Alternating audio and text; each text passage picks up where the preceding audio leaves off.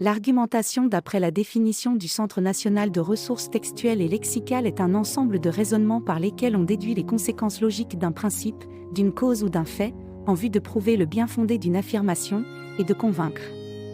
Les raisons, les justifications, les arguments peuvent être communiqués directement ou indirectement. En effet, l'argumentation directe se distingue de l'argumentation indirecte. L'argumentation directe a ses racines dans la Renaissance française qui s'étend du XVe siècle au début du XVIIe siècle. Elle marque la fin du Moyen Âge et le début des temps modernes. À cette époque, sous l'influence de l'humanisme, les écrivains rejettent progressivement la rhétorique scolastique. La rhétorique scolastique intègre des aspects de la philosophie d'Aristote à la théologie chrétienne. L'art de discourir à l'écrit et à l'oral est ainsi enseigné dans les universités médiévales et dans les écoles cathédrales nées au IXe siècle, à l'initiative de l'empereur Charlemagne. Les écrivains explorent alors de nouveaux thèmes, tels que la mythologie antique, la philosophie et la science, et adoptent plus souvent qu'alors un ton critique. Lors de l'argumentation directe, l'auteur ou le locuteur s'adresse personnellement à son lecteur ou à son interlocuteur à l'aide des pronoms personnels, je, tu, vous, des pronoms toniques, moi, toi, vous, des adjectifs possessifs, mon, ton, vos, en présentant de manière logique les arguments, les faits et les exemples concrets qui étaient sa pensée.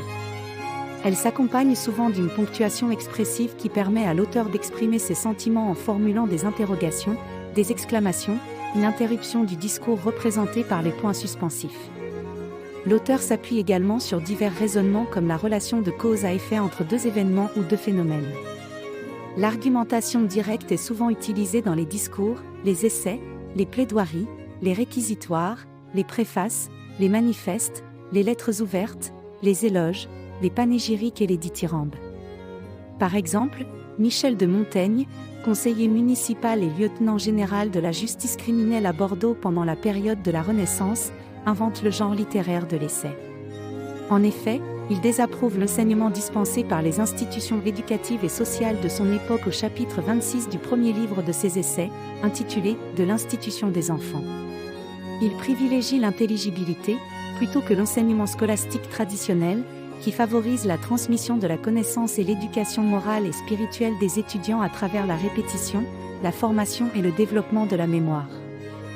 Dans « Le discours sur l'histoire universelle », rédigé en 1681, Jacques Bénigne Bossuet, célèbre théologien et écrivain talentueux, déploie également une argumentation directe réfutant que l'on puisse attribuer un sens à l'histoire sans prendre en considération la providence divine, qui détermine tous les événements et leur donne sens.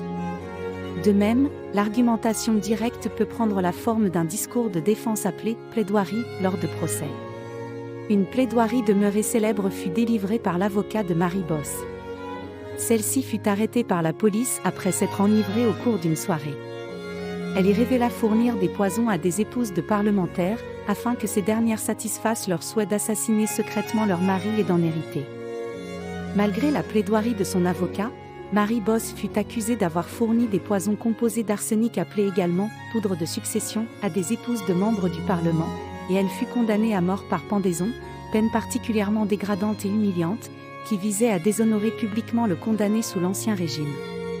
Madame de Montespan, favorite du roi Louis XIV, dont il avait 7 enfants, fut impliquée dans ce scandale. Selon Madame Lavoisin, complice de Marie Bosse, condamnée au bûcher pour avoir dirigé un vaste réseau d'empoisonneurs au service de la société aristocratique au XVIIe siècle, Madame de Montespan lui demanda de célébrer une messe noire pour éliminer une rivale et conserver les faveurs royales. Madame de Montespan se retira prudemment en 1691 à l'abbaye royale de Fontevraud dirigée par sa sœur. Par la suite, Louis XIV promulgua un édit réglementant la vente et l'utilisation des substances toxiques et établissant pour les crimes d'empoisonnement la peine de mort par décapitation, écartèlement ou pendaison, la réclusion criminelle, l'envoi aux galères où les condamnés étaient contraints de ramer sur des navires de la marine royale, ou bien l'envoi au bagne pour qu'il y effectue des travaux pénibles.